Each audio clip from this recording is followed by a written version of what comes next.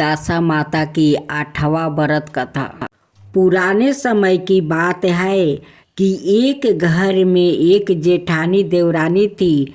वो दोनों निसंतान थी। वो मेहनत करके पेट पालती थी। दोनों व्रत पूजन कुछ भी नहीं करती थी।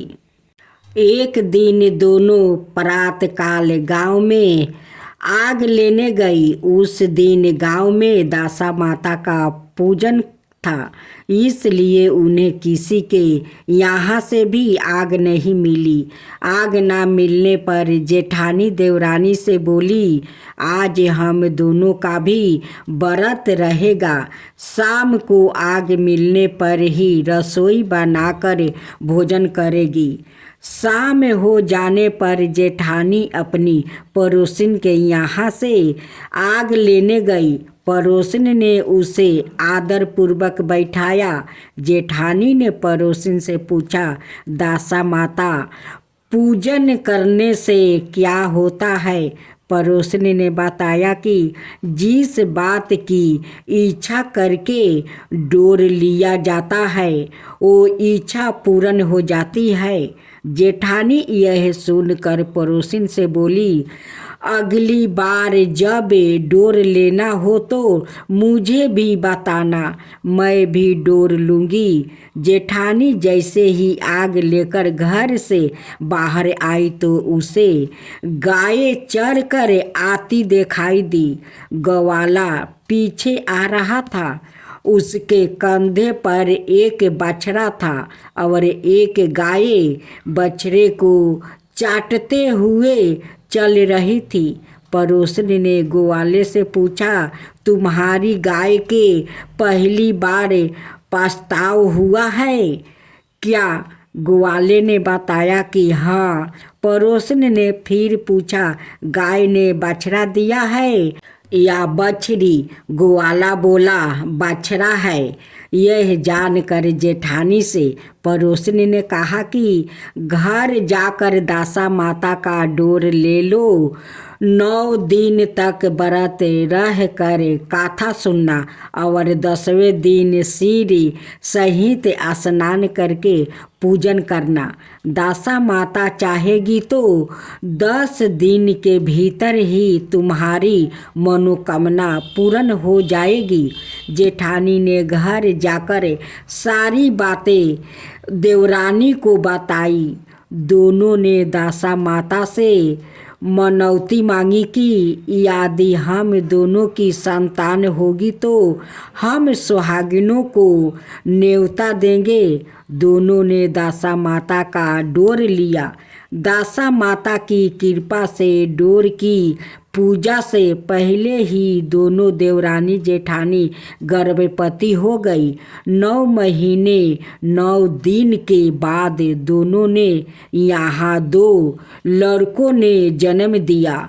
बालकों के नामकरण संस्कार के बाद देवरानी ने जेठानी से कहा, हमने जो सुहागिनों को नेवंतने की मनौती मांगी थी उसे अब पूरा करना चाहिए।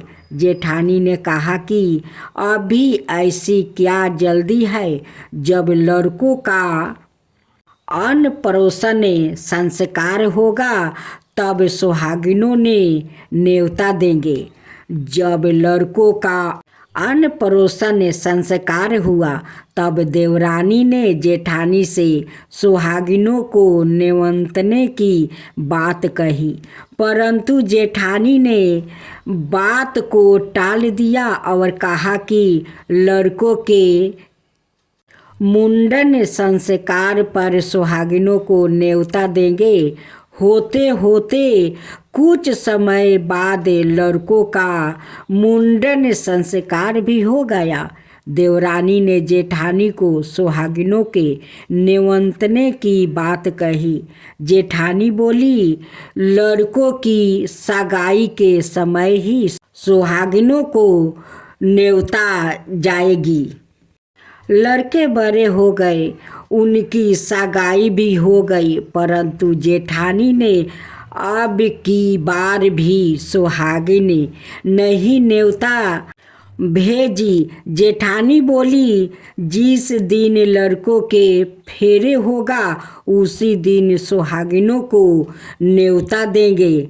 इस पर देवरानी बोली, बहन तुम्हारी जब इच्छा हो तब सुहागिनों को न्योता देना, परंतु मैं तो लगन के दिन ही सुहागिन को न्योता दूंगी। देवरानी ने लगन के दिन ही सुहागिनों को न्योता दिया, परंतु जेठानी ने कुछ भी परवाह नहीं की। लगन के बाद मातु का पूजन करके दोनों दूल्हे बारात सजा कर बेन बाजे सहित बियाहन चल दिया। देवरानी के बेटे का विवाह बड़े धूमधाम से सकुशल पूर्ण हो गया, परंतु जेठानी ने सुहागिनों को न्योता नहीं दिया था। इसलिए दासा माता ठीक फेरे के समय उसे उठा कर ले गई। दूल्हे के सहसा गायब हो जाने के कारण वर कन्या दोनों में हाहाकार मच गया। उसकी बारात खाली हाथ घर लौट कर आई, परंतु लड़की की माता बड़े संकट में पड़ गई। इस अधविवाही लड़की से कौन विवाह करेगा? पड़ोस की चतुर सुहागिनों ने लड़की की माता को समझाया कि विवाह का जो सामान बचा है उस सामान को लड़की के हवाले कर दिया जाए। लड़की भिखारियों को सादा व्रत देने लगी। एक दिन एक साधु तीर्थ यात्रा करता हुआ वहाँ आया। गांव से घने जंगल में एक पीपल का पेड़ था। लोग उस पीपल के पेड़ को पारस से पीपल कहते थे। उसी पेड़ पर दासा माता का निवास था। साधु चलता चलता शाम को उसी पेड़ के नीचे ठहर गया। झाड़ू द्वार ने आकर उसी पेड़ के पास के मैदान में झाड़ू लगाई। भिश्ती ने मकर से वहाँ पर छिड़कवा करवा दिया और माली ने यहाँ फूल बिखर दिया। तब एनक देवता अनेक प्रकार की पोशाक पहन कर आने लगे और स्थान पर बैठने लगे। सबसे बाद में सरग के राजा इंद्र का सिंहासन उतरा। उसी के साथ सरग की अप्सराओं आकर सिंहासन के चारों ओर नाचने लगी। उसी समय अधविवाहे लड़के को गोद में लेकर दासा माता पीपल के पेड़ से नीचे उतरी। इंद्र के साथ सरग से एक सूरा गाय भी आई थी। उसने 2 गिलास दूध दिया था। लड़के ने अधविवाहे के भाग का 1 गिलास अलग रख दिया गया। दूसरे गिलास का दूध भी पी लिया। जब तक अप्सराओं का नाच गाना होता रहा, दासा माता लड़के को गोद में लेकर बैठी रही। प्रात काल होते ही देवताओं का दरबार भंग हुआ। साधु भी वहाँ से चलकर गांव में आया। साधु महाराज गांव में भिक्षा मांगते मांगते अधविवाह के लड़की के घर पर पहुंचा। लड़की ने आदर पूर्वक साधु को बैठाया और भोजन तैयार किया।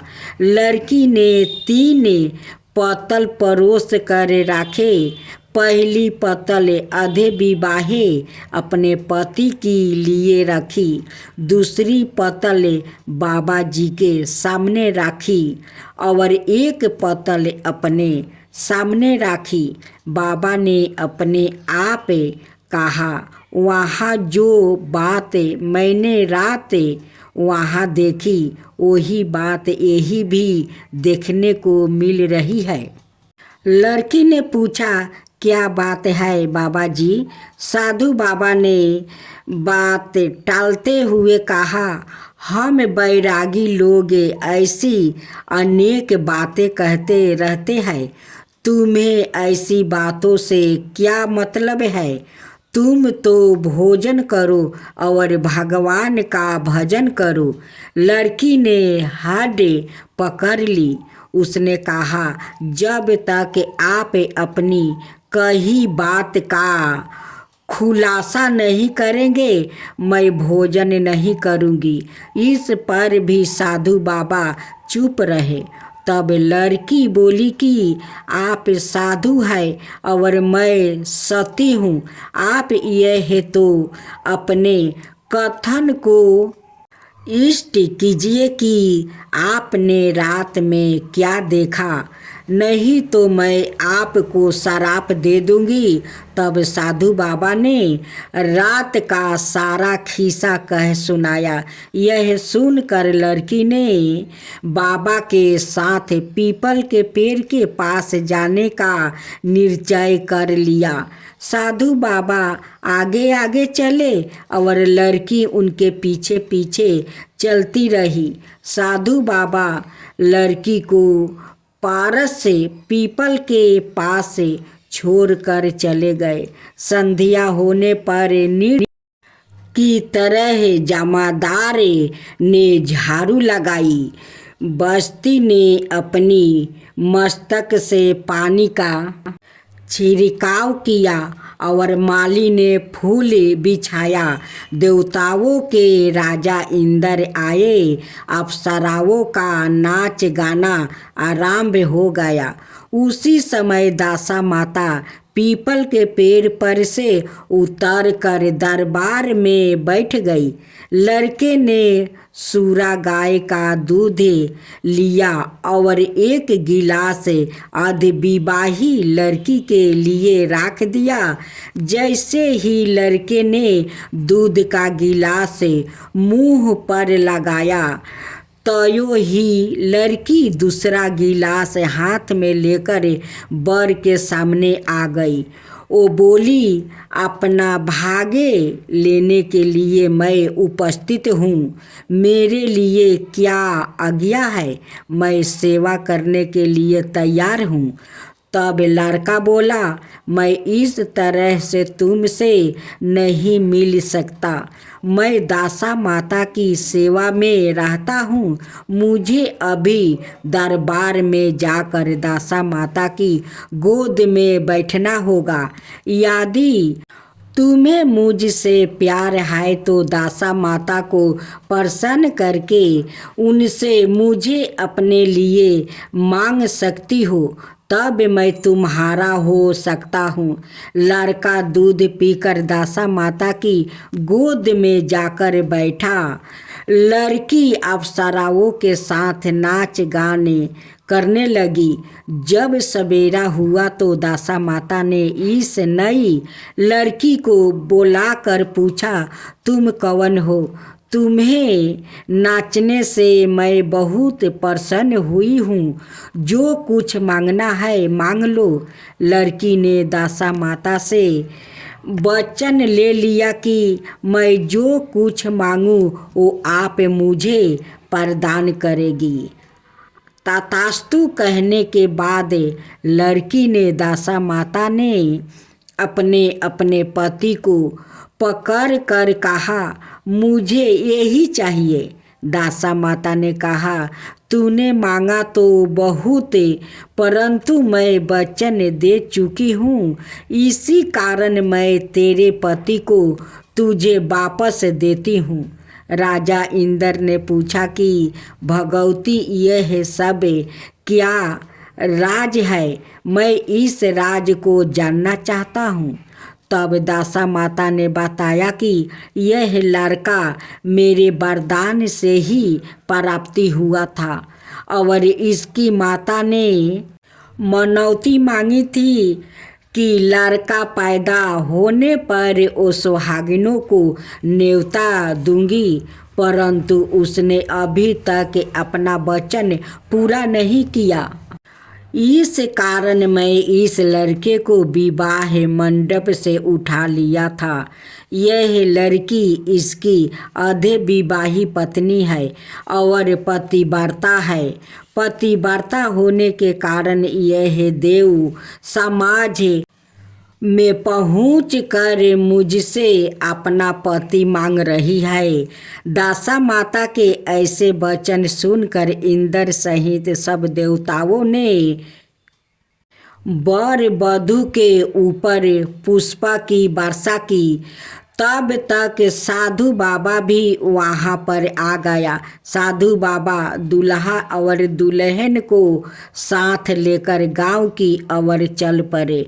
जब यह तीनों गांव के समीप पहुँचे तो गांव वालों ने दूल्हा और दुल्हन को देखकर लड़की के पिता को सूचना दी कि तुम्हारी पुत्री और दूल्हे के साथ आ रही है।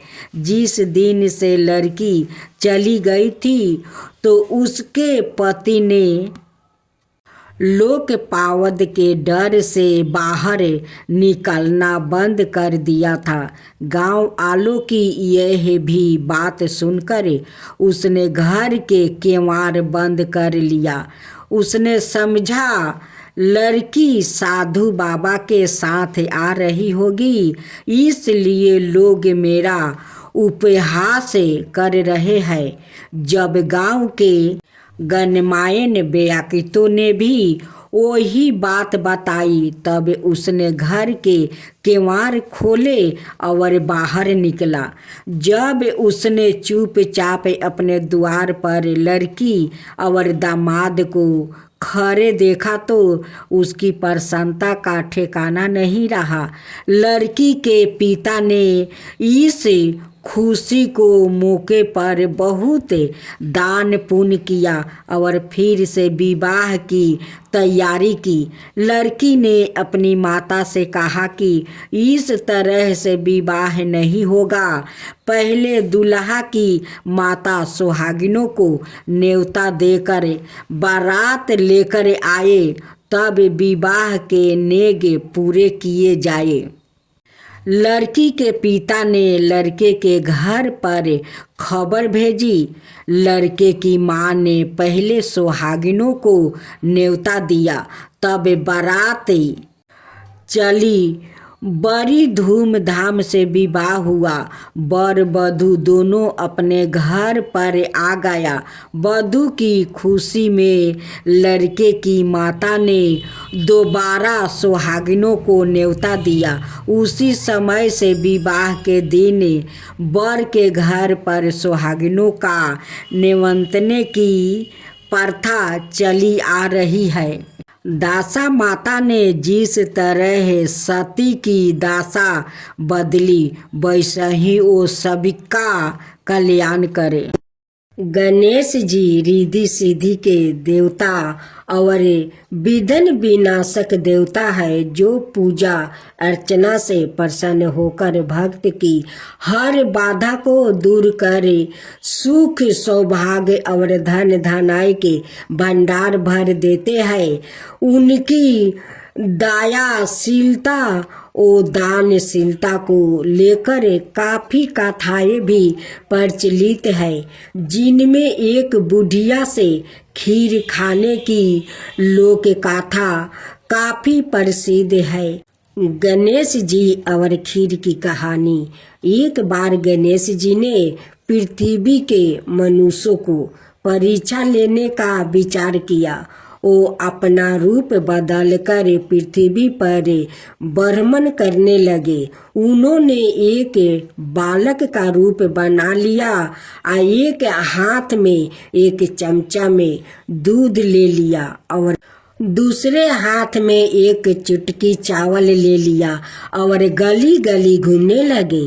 साथ ही साथ आवाज लगाते चल रहे थे, कोई मेरे लिए खीर बना दो, कोई मेरे लिए खीर बना दो, कोई मेरे लिए खीर बना दो। कोई भी उन पर ध्यान नहीं दे रहा था, बल्कि लोग उन पर हंस रहे थे।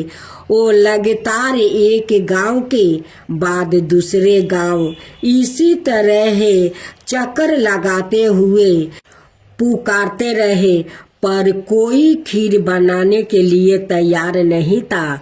सुबह से शाम हो गई, गणेश जी लगातार घूम रहे।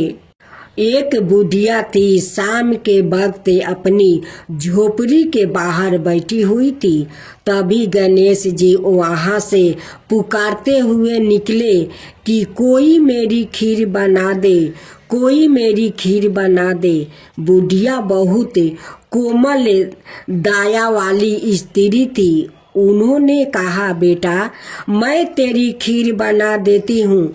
गणेश जी ने कहा, माई अपने घर में से दूध और चावल लेने के लिए बर्तन लाओ।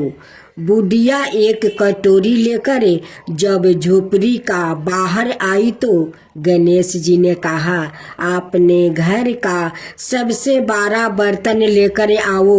बुढ़िया को थोड़ी झंझलाहट हुआ, पर उसने कहा, चलो बच्चे का मन राख लेती हूँ। और अंदर जाकर वो अपने घर से सबसे बड़ा पतीला लेकर बाहर आई। गणेश जी ने चमचे में से दूध पतीले में ढालने शुरू किया। तब बुढ़िया के आश्चर्य की सीमा नहीं रही। तब उसने देखा दूध से पूरा पतीला भर गया है। एक के बाद एक वो बर्तन झोपड़ी बाहर लाती गई और उसमें गणेश जी दूध भरते चले गए। इस तरह से घर के सारे बर्तन दूध से लबालब भर गया।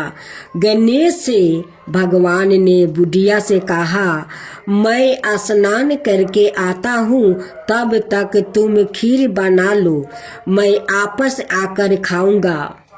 बुढ़िया ने पूछा, मैं इतनी सारी खीर का क्या करूं? इस पर गणपति जी बोले, सारे गांव को दावत दे दो। बुढ़िया ने बड़े प्यार से मन लगाकर खीर बनाई। खीर की भीनी भीनी मीठी मीठी खुशबू चारों दिशाओं में फैल गई। खीर बनाने के बाद वो हर घर में जाकर खीर खाने का न्योता देने लगी। लोग उस पर हंस रहे थे। बुढ़िया के घर में खाने को दाना नहीं है और यह सारे गांव को खीर खाने की दावत दे रही है। लोगों को कुतूहल हुआ और खीर की खुशबू से लोग खींचे चले आए। लो, सारा गांव बुढ़िया के घर में इकट्ठा हो गया। जब बुढ़िया की बहू को दावत की पता मालूम हुई, तब वो सबसे पहले वहां पहुंच गई। उसने खीर से भरे पतीलों को जब देखा तो उसके मुंह में पानी आ गया। उसे बड़ी जोर से भूख लगी हुई थी। उसने एक कटोरी में खीर निकाल ली और दरवाजे के पीछे बैठकर खाने की तैयारी करने लगी। इसी बीच एक छींटा गिर गया और गणपति जी को भोग लग गया और वो प्रसन्न हो गए। अब पूरे गांव को खाने की दावत देकर बुढ़िया वापस अपने घर आई तो उसने देखा बालक वापस आ गया था। बुढ़िया ने कहा, बेटा खीर तैयार है, भोग लगा लो। गणपति जी बोले, माँ भोग तो लाग चुका है, मेरा पेट पूरी तरह से भर गया है, मैं तृप्त हूँ, अब तू खा ले, अपने परिवार और गांव वालों को खिला दे। बुढ़िया ने कहा, यह तो बहुत ज्यादा है, सबका पेट भर जाएगा, इसके बाद भी यह बच जाएगी। उस बीच खीर का मैं क्या करूँगी? इस पर गणेश जी बोले, इस बीच खीर को रात में अपने घर के चारों कोने में रख देना। और बुढ़िया ने ऐसा ही किया। जब सारा गांव जी भर कर खा चुका तब भी ढेर सारी खीर बच गई। उसने उसके पात्रों को अपने घर के चारों तरफ रख दिया। सुबह उठकर उसने क्या देखा? पतीलों में खीर के स्थान पर हीरे जवाहरात और मोती भर गया है। वो बहुत खुश हुई। उसकी सारी दलीदरता दूर हो गई और वो आराम से रहने लगी। उसने गणपति जी का एक भाव मंदिर बनवाया और साथ में एक बड़ा सा तालाब भी खुदवाया। इस तरह उसका नाम दूर दूर तक प्रसिद्ध हो गया। उस जगह वार्षिक मेले लगने लगे। लोग गणेश जी की कृपा प्राप्ति करने के लिए उस स्थान पर पूजा करने और मन्नत मांगने के लिए आने लगे। गणेश जी सबकी मनोकामना पूरी करने लगे। हे गणेश भगवान, जैसे आप उस बुढ़िया पर कृपा किया वैसा ही सब पर करना। कहानी कहने वाला, हुंकार भरने वाला, सुनने वाला, उनकी सारे परिवार पर कृपा करना, अड़ोस पड़ोस पर कृपा करना, सारा दुनिया पर कृपा करना। तो बोलो गणेश भगवान की जय, गणपति पप्पा की जय। अब सुने, हर व्रत गाथा के साथ सुनी जाती है लपसी तपसी की यह कहानी। एक लपसी था और एक तपसी था।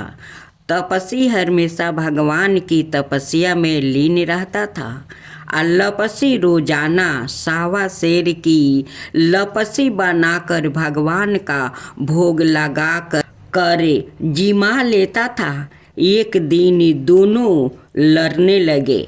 लपसी बोला, मैं रोज भगवान की तपस्या करता हूँ, इसलिए मैं बारा हूँ। तपसी बोला, मैं रोज भगवान को सावा शेर लपसी का भोग लगाता हूँ, इसलिए मैं बारा हूँ। नारद जी वहाँ से गुजर रहे थे। दोनों को लड़ता देख कर उनसे पूछा कि तुम क्यों लड़ रहे हो? तपसी ने खुद के बारा होने का कारण बताया और लपसी ने अपना कारण बताया। नारद जी बोले, तुम्हारा फैसला मैं कर दूंगा। दूसरे दिन लपसी और तपसी नहा कर अपनी रोज की भांति करने आए तो नारद जी ने छुप कर 1.25 करोड़ की एक एक औंठी उन दोनों के आगे रख दिया।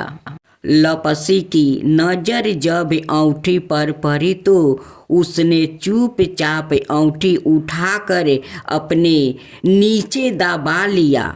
लपसी की नजर औंठी पर पड़ी लेकिन उसने ध्यान नहीं दिया। भगवान को भोग लगाकर लपसी खाने लगा।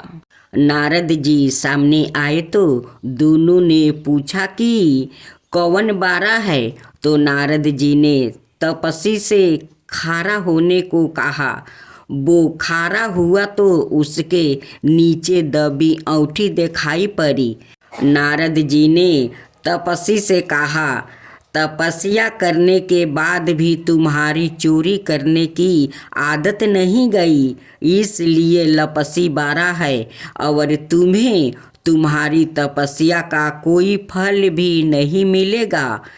तपसी शर्मिंदा होकर माफ़ी मांगने लगा। उसने नारद जी से पूछा, मुझे मेरी तपस्या का फल कैसे मिलेगा? नारद जी ने कहा, यदि कोई गाय और कुत्ते की रोटी नहीं बनाएगा तो फल तुझे मिलेगा। यदि कोई ब्राह्मण को भोजन करवा कर दक्षिणा नहीं देगा तो फल तुझे मिलेगा। यदि कोई साड़ी के साथ ब्लाउज नहीं देगा तो फल तुझे मिलेगा। यदि कोई दिए से दिए जलाएगा तो फल तुझे मिलेगा। यदि कोई सारी कहानी सुने लेकिन तुम्हारी कहानी नहीं सुने तो फल तुझे मिलेगा। उसी दिन से हर व्रत कथा कहानी के साथ लपसी तपसी की कहानी भी सुनी और कही जाती है।